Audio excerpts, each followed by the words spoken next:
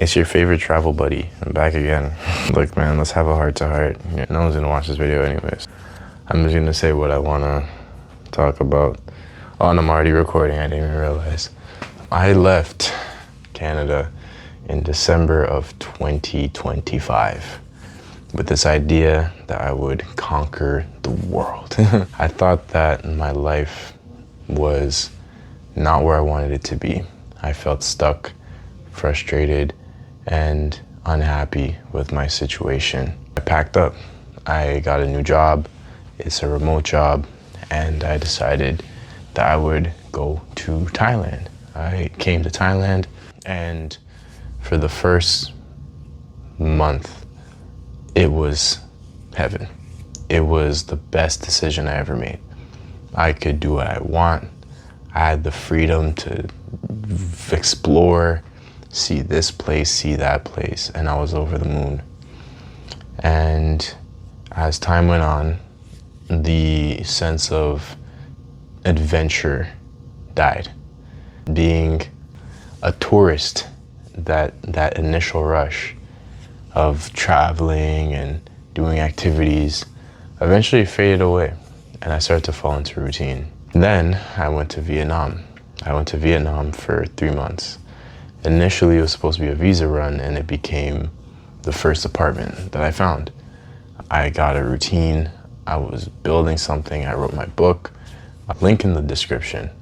And the book was basically talking about relocating and some practical tips that I found that helped me to be able to make the move smooth. Now, after that, I came to the Philippines after a quick break in Thailand again, of course. But in the Philippines, I learned a lot about perspective. I learned about what it's like to be privileged. The conversations I've had with people here, the advantages that I have based on my passport, my status, my income. When you really see what it's like for people who are struggling to make ends meet, and people who are begging in the street, whether they have disabilities, whether they don't, at the end of the day, life requires work. But where you are geographically really does have an impact on the kind of opportunities that you have available to you. And I learned this in a very, very surprising way, I guess. That's the main thing I could say. Now, after traveling for about 6 months, I'm realizing that the problem isn't the location. The problem is your own goals and desires. If you believe that your life is not good enough, or you believe that the position you're in is not where you want it to be, you're never going to be happy. No matter how cheap the food is, no matter how much access you have, you will be miserable. Now, this is a very privileged statement to make, because there are people in this world who will never, ever even see an airplane. People who will never even see a passport. People who were born in terrible conditions. People who were born in poverty with diseases.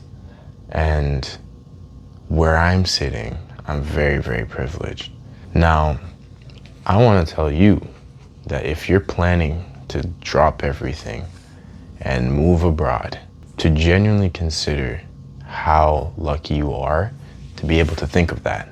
Am I saying that you shouldn't travel? No. Traveling has opened my eyes, and it's changed me as a person. It's made me realize that you will always be in a better position than you think. And you don't know how good you have it until it's gone.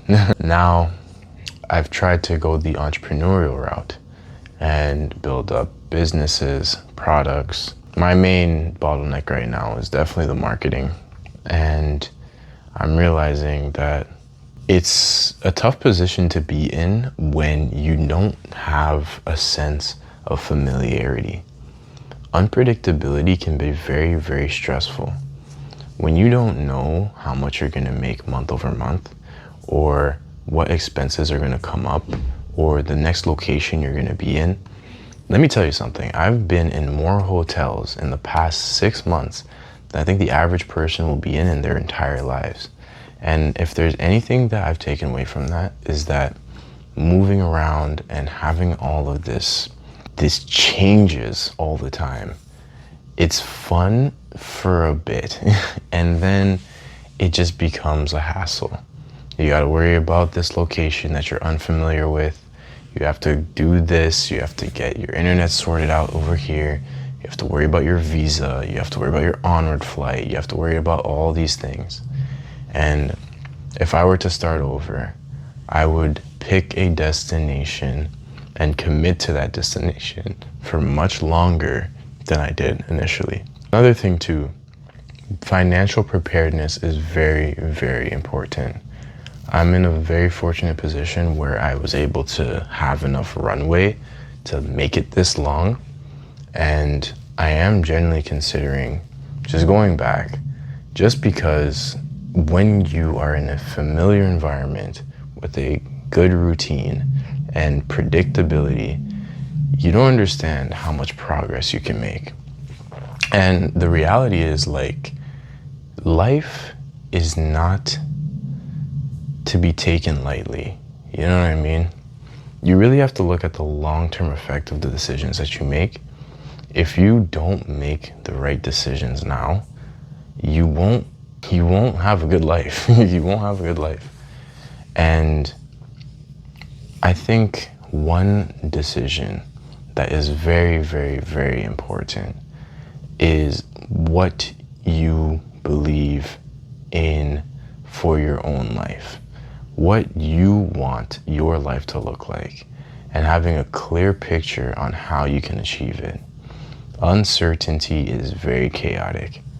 And if there's one lesson I learned from solo traveling, from being put in very different environments, it's that if you can have some sort of goal or some sort of trajectory that is very consistent, it will definitely help you to just regulate yourself. Things can get very, very, very out of hand very, very quickly if you're not on top of what is happening. And it can sneak up on you. The last thing you want to do is to put yourself in a position that you can't get out of. Recognize that you are definitely doing better than you think. And if you want to do something or take a big risk or make a big change, look at the reality of your situation and calculate both outcomes, not just the good, but the bad.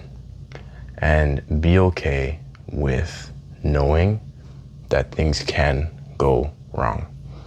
Because if they do and you're unprepared for it, you won't be happy. That's my message for today. Just come and go back with an update. No one's gonna see this video. If you do see this video, like the video, because why not? Buy the book if you want to. It's a nice book. I'm thinking of writing another one. And watch this video, subscribe, and I'll catch you in the next one.